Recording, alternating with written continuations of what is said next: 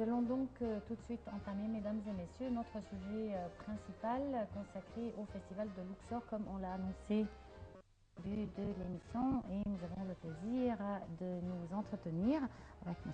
Youssef Cherif Lusral, le directeur artistique du Festival de Luxor pour le cinéma égyptien et européen, et notre ancien directeur. On est très fiers et très heureuse de l'avoir avec nous ce matin.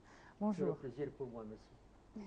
Alors, ce festival a été créé par l'association Noun pour la culture et les arts. Vous pouvez nous parler de la naissance de cette association?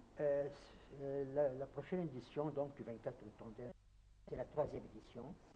Et donc il a commencé depuis en 2011, 2012, excusez-moi, 12, 13, 14, non, 2013, 14, 15.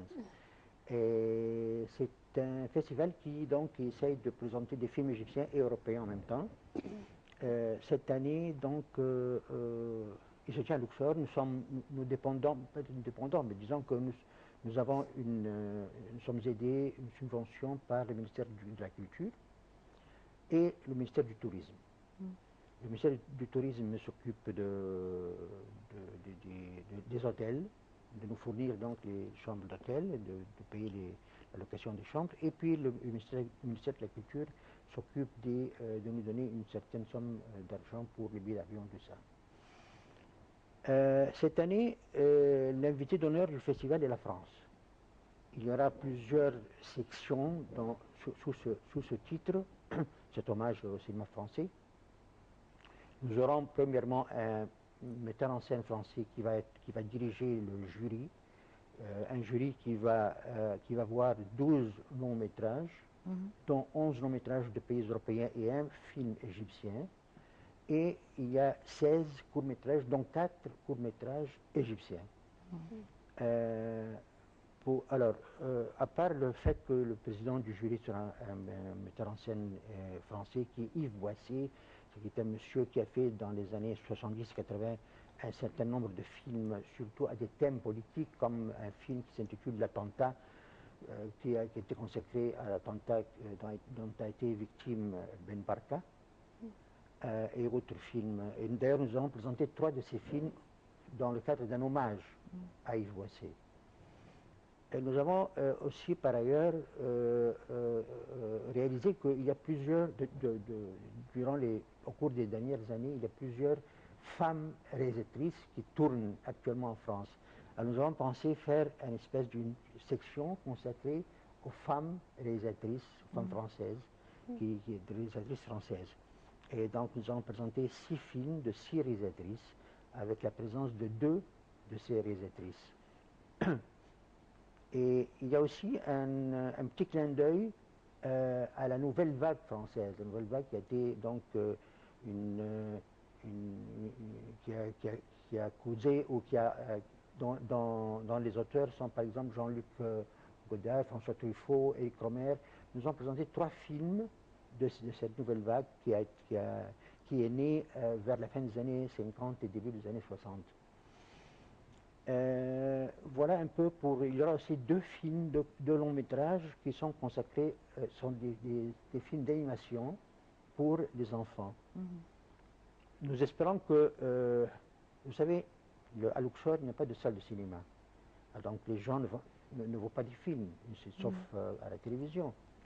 Donc il y a deux grandes salles, mais qui ne sont pas des salles de cinéma, mais nous allons y mettre des appareils de projection qui sont le centre de Luxor, centre de culture de Luxor, et le centre des Markaz Mu'tamarat.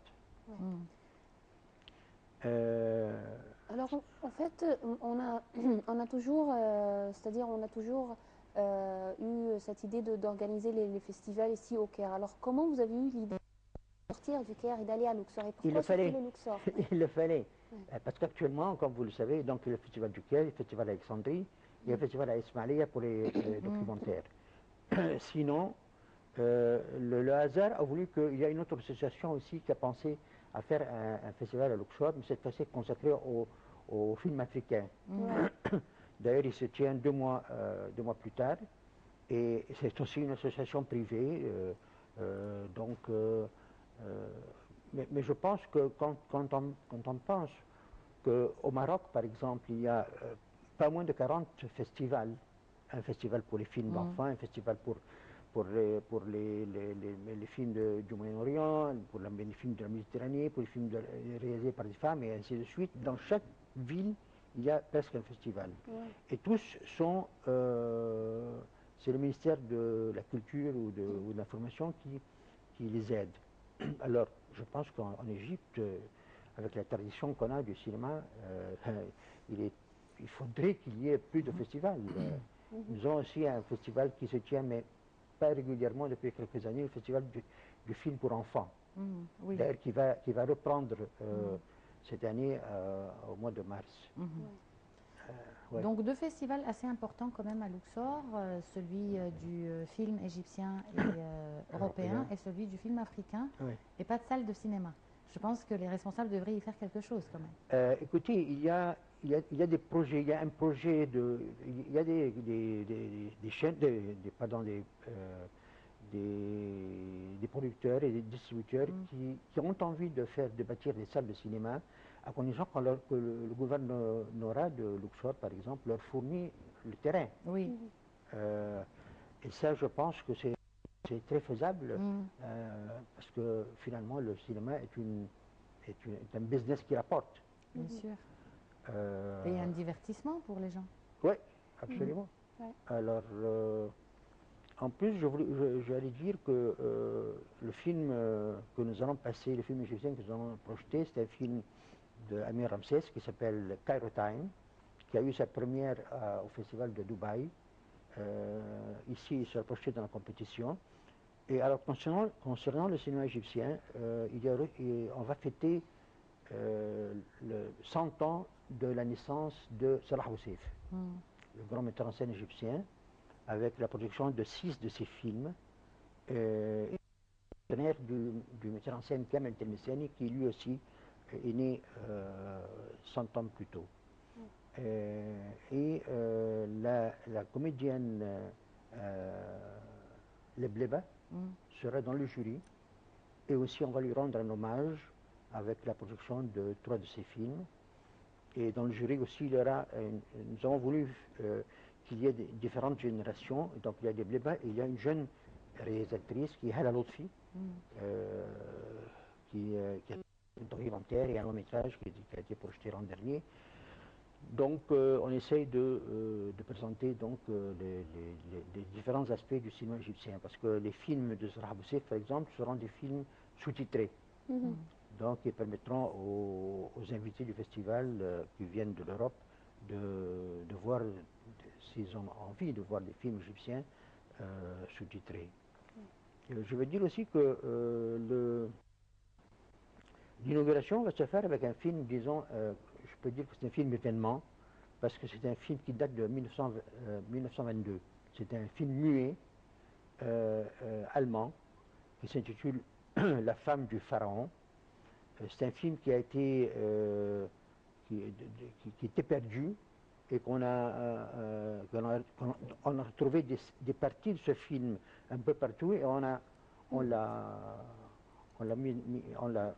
fait renaître. Et ce film est un film réalisé par le metteur en scène allemand qui par la suite est parti à Hollywood. C'est un film à grand spectacle avec des foules et des choses comme ça. Et donc c'est un film qui lui a permis de faire carrière plus tard. C'est Ernest Lubitsch. Ce film est donc pour la première fois sera projeté dans un festival de cinéma, un film muet avec des cartons bien sûr entre les scènes où il y a le dialogue qu'on peut suivre.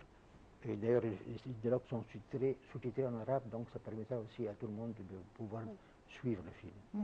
Alors, quand on parle du cinéma européen, en fait, on parle d'un vaste choix. Alors, comment vous choisissez les films qui participent au festival? Écoutez, c'est selon... premièrement, il y a le fait que nous partons plusieurs membres de l'association. Je veux dire que cette association est comment dirais-je, est présidée par le metteur en scène égyptien, Dr Mohamed El Alyoubi. Et groupe entre ses membres, il y a aussi le metteur en scène Daoud Abdel Sayed.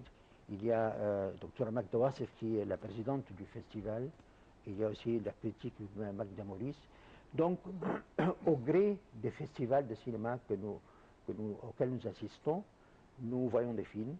Et aussi, il y a on suit l'actualité du cinéma dans les revues de cinéma, dans toutes formes de revues. Et donc, quand on commence à envoyer des mails aux compagnies distributrices pour essayer d'avoir des films. De plus en plus,